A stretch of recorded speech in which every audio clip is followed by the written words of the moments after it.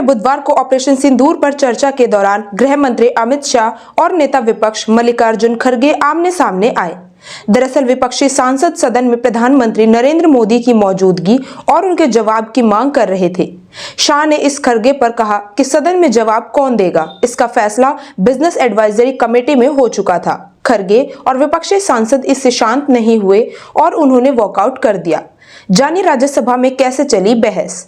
नेता विपक्ष मल्लिकार्जुन खड़गे, मैं इसलिए खड़ा हुआ हूं कि सभी सदन के मेंबरों के पहले से ही डिमांड थी कि 16 घंटे चर्चा होने के बाद सदन में प्रधानमंत्री आकर अपनी बात रखेंगे, हमारे सवालों के जवाब देंगे। बहुत सारे सवाल उनको संबंधित नहीं है।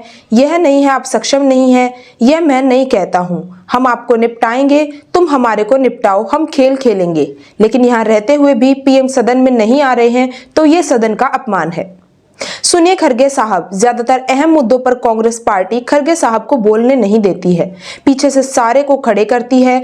वह मुद्दा उठा रहे हैं, विपक्ष की मांग और स्टैंड दोनों ही उचित नहीं है। बिजनेस एडवाइजरी कमेटी में निर्णय लिया गया कि चर्चा आप जितना चाहो करेंगे, लेकिन जवाब कौन देगा ये पीएम तय करेंगे।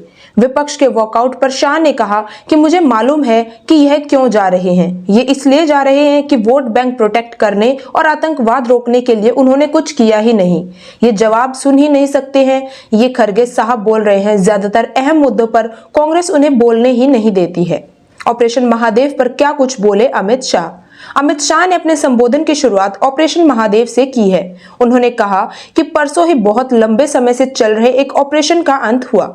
इस ऑपरेशन के तहत 3 आतंकी सुलेमान और फैजल, अफगान और जिब्रान को हमारे सुरक्षा बलों ने मौत के घाट उतारा। सुलेमान लश्कर-ए-तैयबा के ग्रैंड आतंकी था। पहलगाम के एक हमले से उसने ही राइफल से गोली चलाई थी। अफगान भी ट्रेड ए का आतंकी था।